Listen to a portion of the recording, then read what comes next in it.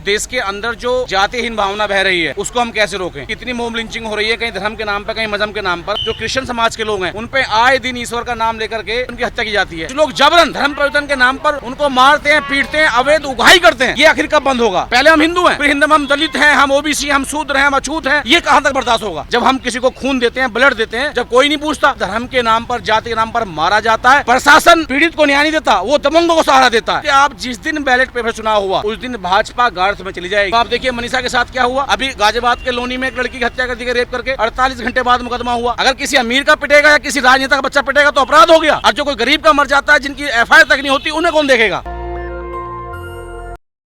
आज आप लोग जंतर मंतर पर पहुंचे हैं, क्या पूरा मैटर था बताएंगे। देखिए, देश को आज़ाद हम लोगों ने अभी 79वां जन्म महोत्सव बनाया, लेकिन कहीं उसके बावजूद भी हम लोग सिर्फ नेशनल मुद्दे पर इकट्ठे हो जाते हैं। लेकिन जो देश के अंदर जो जातिहीन भावना बह रही है उसको हम कैसे रोकें। आए दिन आप देखेंगे कितनी मोब लिंचिंग हो रही है, कहीं धर्म के नाम पर, कहीं मजहब के नाम पर। अभी हम लोग ने जो है एक आवाम एक आवाज़ का हमने नारा दिया, उसमें जो हमारे मसीह समाज को मानने वाले लोग हैं, जो क्रिश्चियन समाज के लोग हैं, उन पे आए दिन ईश्वर का नाम लेकर के उनकी मोब लिंक की जाती है, उनकी हत्या की जाती है। अगर कोई व्यक्ति अपने घर में अपने ईश्वर, अपने पैगम्बर, अपने अल्लाह, अपने मसीह को अगर नाम ले रहा है तो ये कौन सा गुनाह है। ये भारतीय संविधान में लिखा हुआ है कि हम लोग अपने घर में हम कुछ भी माने, लेकिन कुछ लोग जबरन धर्म परिवर्तन के नाम पर उनको मारते हैं, पीटते हैं, अवैध उगाही करते हैं, ये आखिर कब बंद होगा। और ये हालात दिल्ली एनसीआर के नहीं है, पूरे देश के ये हालात हैं।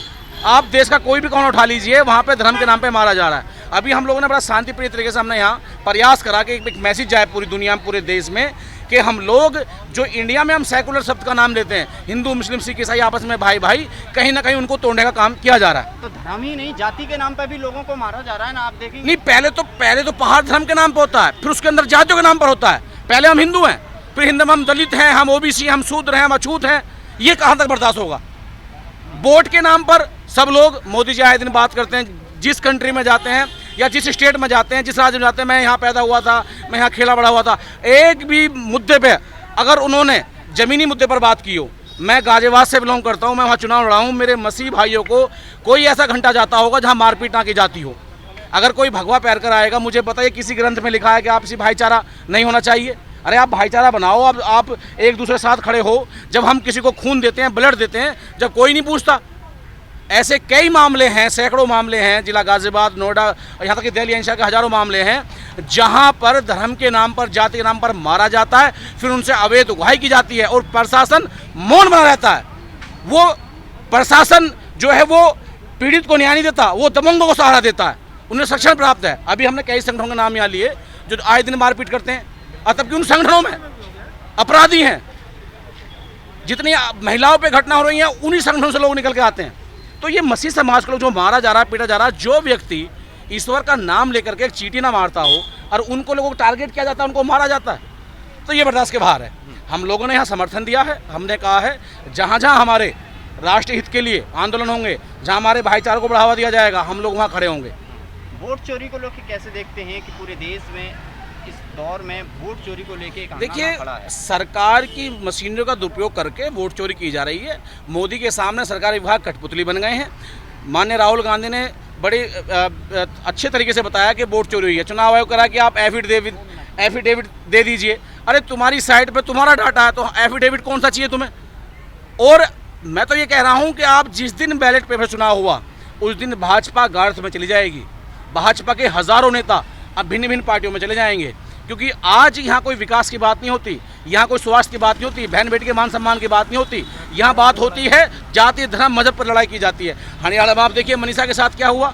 अभी गाजियाबाद के लोनी में एक लड़की की हत्या कर दी गई, रेप करके 48 घंटे बाद मुकदमा हुआ। बस धर्म, मजहब, जाति, ऊंच नीच, भेदभाव के लोग राजनीति कर रहे हैं। हमारे पास कोरोना महामारी के बाद हमारे पास जिले अस्पताल नहीं है, हमारे पास वेंटिलेटर नहीं है, हम कहाँ जाएंगे।